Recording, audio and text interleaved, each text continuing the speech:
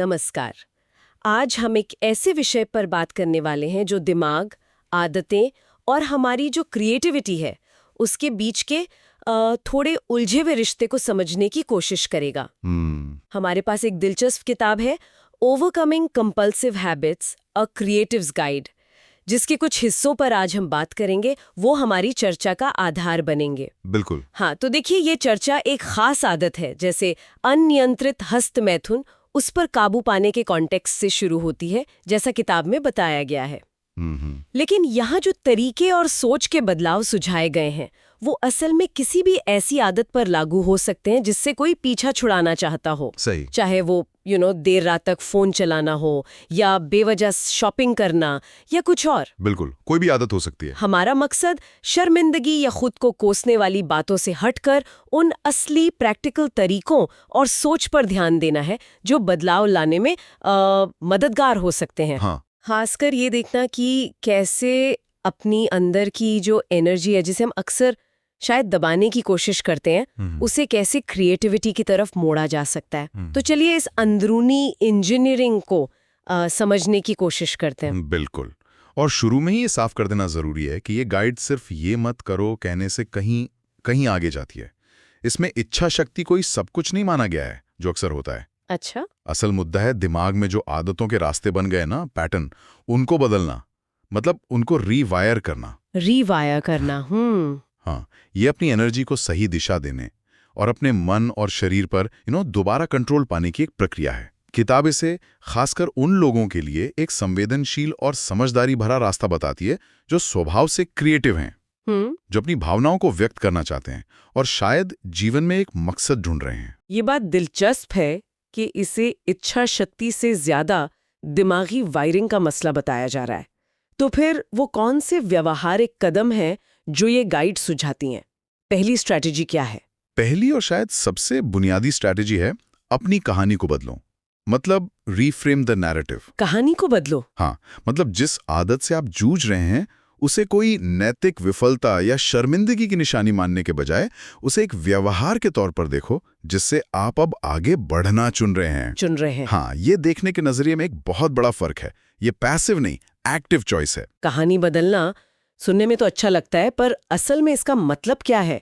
ये बदलाव कैसे मदद करता है? देखिए, जब हम किसी चीज को शर्म से जोड़ देते हैं तो हम अक्सर उसे छुपाने लगते हैं, यहाँ तक कि खुद से भी। हाँ, ये तो है। ये स्ट्रैटेजी कहती है शर्म को हटाओ और थोड़ी जिज्ञासा लाओ। खुद से पूछो, ये आदत असल में मेरी कौन सी जरूरत पूरी कर रही है? अच्छा। क्या मुझे आराम चाहिए?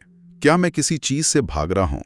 क्या मुझे उत्तेजना या शायद कंट्रोल का एहसास चाहिए? इस सवाल का जवाब खोजने में ही असली ताकत छुपी है। गाइड के मुताबिक जब आप कारण समझने लगते हैं तो आप खुद को कोसने की जगह समस्या को सुलझाने की दिशा में पहला कदम बढ़ाते हैं। मतलब प्रॉब्लम सॉल्विंग मोड में आ जाते हैं। एग्जैक्टली। ये सेल्फ क्रिटिसिज्म से सेल्फ अवेयरनेस की तरफ एक जरूरी सफर है। हाँ, ये बात तो सही है। शर्म अक्सर हमें वहीं फंसाए रखती है। अच्छा, तो नजरिया बदलने के बाद अगला कदम क्या है? गाइड दूसरी स्ट्रैटेजी क्या बताती है? दूसरी स्ट्रैटेजी है सिर्फ रोको मत बदलो। Replace, don't just resist. ये बहुत महत्वपूर्ण है। रोको मत बदलो। हाँ, गाइड का तर्क है कि दिमाग को खालीपन पसंद नहीं है। अगर आप सिर्फ एक आदत को रोकने की कोशिश करेंगे तो अक्सर फेल हो जाते हैं, क्योंकि वो खाली जगह भरने के लिए कुछ और चाहिए होता है। हाँ, वो वैक्यूम सा बन जाता है। बिल्कुल। इसलिए ये स्ट्रैटेजी कहती है कि जो एनर्जी और टाइम उस पुरानी आदत में जा रहा था उसे किसी नई पॉजिटिव चीज में लगाओ, खासकर क्रिएटिव कामों में। क्रिएटिव कामों में? जैसे कि क्या गाइड कुछ उदाहरण देती है? हाँ, बिल्कुल।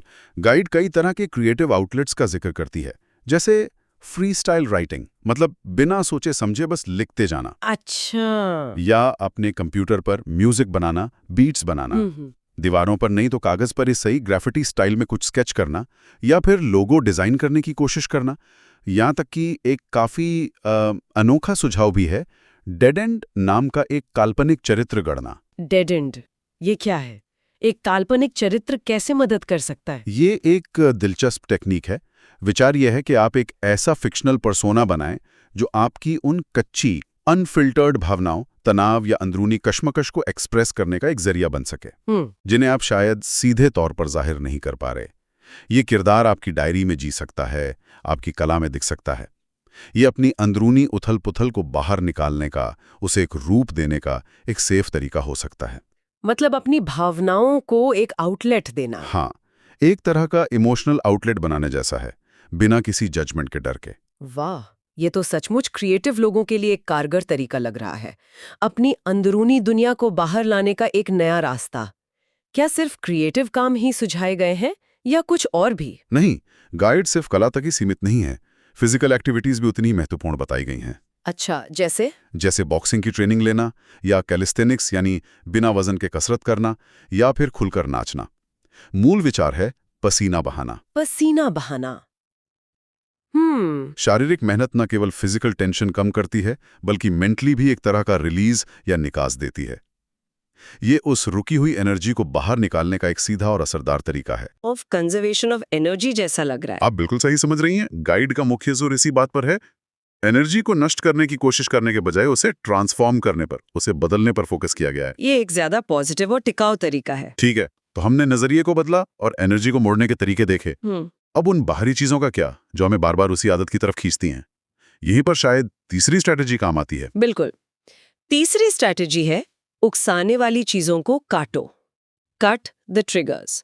ये सुनने में सीधा लगता है, लेकिन इसमें भी गहराई है।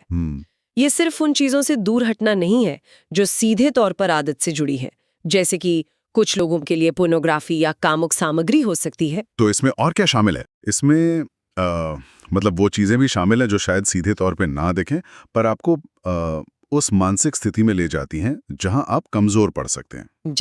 जैसे मान लीजिए बेवजह घंटों तक सोशल मीडिया पर स्क्रॉल करते रहना।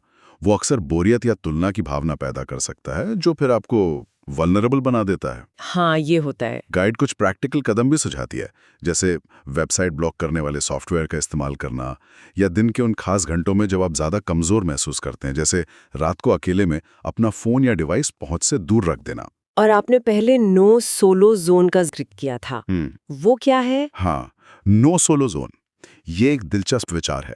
इसका मतलब है जानबूझकर ऐसी स्थितियां बनाना जहां आप अकेले ना हो, खासकर तब जब आपको उस आदत का आग्रह, वो अर्ज महसूस होने की संभावना हो। अच्छा। चूंकि ऐसी कई आदतें अकेलेपन में पनपती हैं, तो ये स्ट्रैटेजी उस अकेलेपन को तोड़ने की कोशिश करती है। कैसे? मतलब प्रैक्टिकली कैसे? ये हो सकता है कि आप तय करें कि आप अपने कमरे में अकेले फोन इस्तेमाल नहीं करेंगे, या जब आग्रह हो तो आप उठकर घर में किसी और के पास चले जाएं या किसी कॉमन एरिया में बैठ जाएं। ये खुद को अलग थलग करने से रोकने का एक तरीका है। ये सामाजिक पहलू जोड़ना महत्वपूर्ण लगता है, अकेलेपन को तोड़ना। अच्छा, मान लीजिए ट्रिगर सामने आ ही गया या वो इच्छा महसूस हो ही रही है, तब क्या? क्या इसके लिए भी कोई स्ट्रैटेजी है? हाँ, यहीं पर चौथी स्ट्रैटेजी आती है। पुनर्निर्देशन की एक रस्म बनाओ। Build a ritual of redirection. रस्म? हाँ, मतलब एक तयशुदा प्रक्रिया। इसका मतलब है कि जब आग्रह उठे तो बस आवेग में बह जाने के बजाय आपके पास पहले से तय किया हुआ एक एक्शन प्लान हो, जिसे आप तुरंत अमल में ला सकें। एक प्लान बी। किस तरह की रस्म हो सकती है ये? गाइड कई तरह के उदाहरण देती है। ये कुछ भी हो सकता है जो आपको उस मोमेंट से, उस फीलिंग से बाहर निकाल दे, जैसे तुरंत जाकर ठंडा पानी मुंह पर मारना, या हो सके तो ठंडा शावर लेना। ओह, एकदम शॉक देना। हाँ, या अपनी भावनाओं और विचारों को तेजी से किसी डायरी या नोटबुक में लिखना, जर्नलिंग करना, किसी ऐसे दोस्त को फोन करना जिस पर आप भरोसा करते हैं और जो आपकी इस कोशिश के बारे में जानता हो, या फिर तुरंत किसी ऐसे क्रिएटिव काम में जुट जाना जिसे आपने शायद इसी मकसद के लिए अधूरा छोड़ा हो। ये सब तो समझ आता है। क्या कोई और छोटी एकदम इंस्टेंट टेक्निक भी है? हाँ, गाइड एक बहुत ही सरल बिहेवियरल टेक्निक का भी जिक्र करती है। कलाई पर एक रबर बैंड पहनना। Rubber band? हाँ, जब भी आग्रह महसूस हो उसे हल्का सा खींच कर छोड़ना, स्नैप करना। अच्छा, इससे क्या होगा? ये छोटा सा दर्द या जो फिजिकल सेंसेशन है, वो उस ऑटोमेटिक दिमागी पैटर्न को तोड़ने में, उसमें एक रुकावट डालने में मदद कर सकती है। ये दिमाग को एक छोटा सा झटका देने जैसा है, ताकि आप रुक कर सोच सकें और अपनी तय की हुई रस्म पर अमल कर सकें। पैटर्न को बाधित करना, एक सचेत रुकावट, ये महत्वपूर्ण लगता है। और पांचवी स्ट्रैटेजी थोड़ी गहरी है। उद्देश्य से जुड़ो। Connect with purpose. उद्देश्य से जुड़ो। हाँ। गाइड का तर्क है कि अकेलापन और जीवन में मकसद की कमी महसूस होना अक्सर इन कंपल्सिव आदतों के लिए ईंधन का काम करते हैं। जब इंसान को लगता है कि उसकी जिंदगी का कोई मतलब नहीं है या वो किसी बड़े लक्ष्य का हिस्सा नहीं है, तो वो खालीपन भरने के लिए अक्सर आसान लगने वाले, तुरंत सुख देने वाले रास्तों पर चल पड़ता है। तो इसका समाधान क्या है? उद्देश्य कैसे खोजा जाए या उससे कैसे जुड़ा जाए? समाधान है कनेक्शन में, जुड़ाव में, अपने सोशल रिश्तों को मजबूत करना, ऐसे लोगों के साथ समय बिताना जो आपको इंस्पायर करते हों। शायद दूसरे क्रिएटिव लोगों के साथ मिलकर किसी प्रोजेक्ट पर काम करना, या किसी ऐसे ग्रुप या कम्युनिटी का हिस्सा बनना जिसके वैल्यूज आपके वैल्यूज से मेल खाते हों। मतलब अकेला महसूस ना करना। बिल्कुल। जब आप महसूस करते हैं कि आप अकेले नहीं हैं और आप कुछ मीनिंगफुल कर रहे हैं, तो उस अंदरूनी खालीपन में कमी आती है। और अगर आदत बहुत पुरानी हो तो? कि अगर आदत बहुत पुरानी है, बहुत गहरी है, या किसी पुराने इमोशनल सदमे या ट्रॉमा से जुड़ी है, तो प्रोफेशनल मदद लेने में संकोच नहीं करना चाहिए। थेरेपी या सपोर्ट ग्रुप बहुत मददगार हो सकते हैं। ये 5 रणनीतियां, नजरिया बदलना, एनर्जी मोड़ना, ट्रिगर काटना, रस्म बनाना और उद्देश्य से जुड़ना, ये सब मिलकर एक काफी मजबूत ढांचा तैयार करती हैं। लेकिन गाइड ने माइंडसेट में बदलाव, माइंडसेट शिफ्ट्स का भी जिक्र किया था। वो क्या है? हाँ, स्ट्रैटेजीज के साथ साथ सोच में बदलाव लाना भी उतना ही जरूरी है, ताकि ये रणनीतियां टिक सकें, लंबे समय तक चलें। पहला और सबसे जरूरी माइंडसेट शिफ्ट है प्रगति को पूर्णता से ज्यादा महत्व देना। Progress over perfection. इसका मतलब है कि गलतियां होंगी, चूक हो सकती हैं। बिल्कुल। इसका मतलब है ये मानना कि कभी कभार चूक जाना या फिसल जाना इस सफर का हिस्सा है।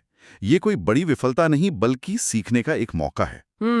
Learning opportunity. कि अपनी असफलताओं का हिसाब रखने के बजाय अपनी छोटी छोटी जीतों का जश्न मनाओ। हर वो दिन जब आप अपनी योजना पर टिके रहे, हर वो आग्रह जिसे आपने सफलतापूर्वक टाला, ये सब आपकी प्रोग्रेस है। हर छोटा कदम मायने रखता है। एग्जैक्टली। ये पॉजिटिविटी बनाए रखने और हार न मानने के लिए बहुत जरूरी है। खुद पर सख्त होने के बजाय खुद के प्रति थोड़ी नरमी बरतना, सेल्फ कंपैशन दिखाना जरूरी है। ये याद रखना जरूरी है। दूसरा माइंडसेट शिफ्ट क्या है? दूसरा है अपनी पहचान को अपग्रेड करना, आइडेंटिटी अपग्रेड। ये थोड़ा गहरा है। पहचान को अपग्रेड करना? हाँ, इसका मतलब है कि आप खुद को उस इंसान के तौर पर देखना शुरू करें जो आप बनना चाहते हैं। अच्छा। यानी एक ऐसा व्यक्ति जो डिसिप्लिन्ड है, जो अपनी भावनाओं को क्रिएटिव तरीके से एक्सप्रेस कर सकता है और जो अपने आवेगों पर, अपनी इंपल्सेस पर नियंत्रण रखता है। लेकिन क्या ये सिर्फ दिखावा नहीं है?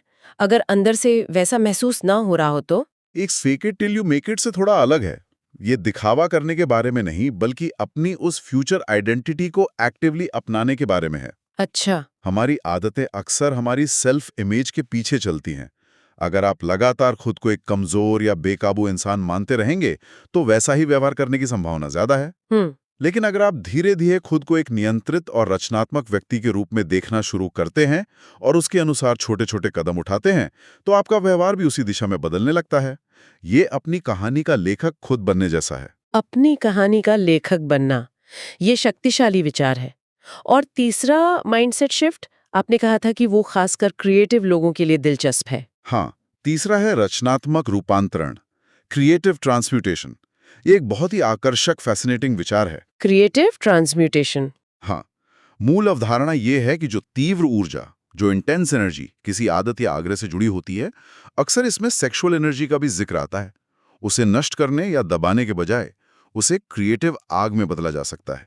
ऊर्जा को कला में बदलना, ये कैसे संभव है? गाइड संकेत देती है कि इतिहास में कई महान कलाकारों और रचनाकारों ने जाने अनजाने में ऐसा किया है। अच्छा। हाँ, उन्होंने अपनी तीव्र भावनाओं, अपने अंदरूनी संघर्षों, अपनी इच्छाओं को अपनी कला का ईंधन बनाया है। ये उस कच्ची, शक्तिशाली ऊर्जा को एक दिशा देने का तरीका है।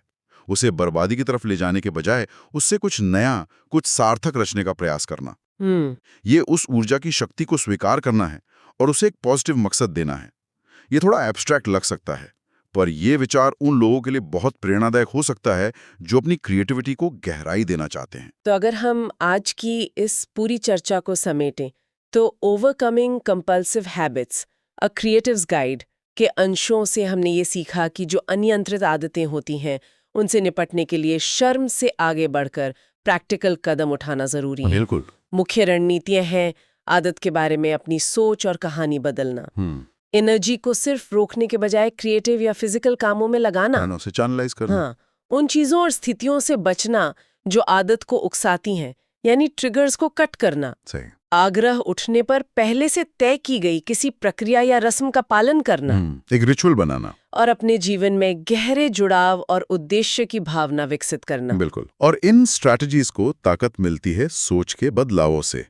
ये मानना कि हर छोटी प्रगति मायने रखती है और परफेक्शन जरूरी नहीं। हाँ, खुद को एक बेहतर, नियंत्रित व्यक्ति के रूप में देखना शुरू करना, और शायद सबसे दिलचस्प, उस तीव्र अंदरूनी ऊर्जा को क्रिएटिविटी में बदलने की संभावना को समझना। गाइड के मुताबिक ये सब आखिरकार अपने ऊपर दोबारा नियंत्रण पाने और अपनी छिपी हुई रचनात्मक क्षमता को पूरी तरह से बाहर लाने के बारे में है। और ये विचार वाकई सोचने पर मजबूर करता है कि कैसे जीवन के एक हिस्से में अनुशासन लाना, जैसे किसी पुरानी मुश्किल आदत पर काबू पाना, अप्रत्याशित रूप से जीवन के दूसरे हिस्सों को, खासकर हमारी क्रिएटिविटी को, कैसे पंख लगा सकता है। बिल्कुल। क्या ऐसा हो सकता है कि सेल्फ कंट्रोल, जिसे हम अक्सर शायद क्रिएटिविटी के विपरीत मानते हैं, असल में क्रिएटिव स्वतंत्रता का एक छिपा हुआ मगर जरूरी साथी हो? इस सवाल पर गौर किया जा सकता है। हाँ, ये सोचने वाली बात है।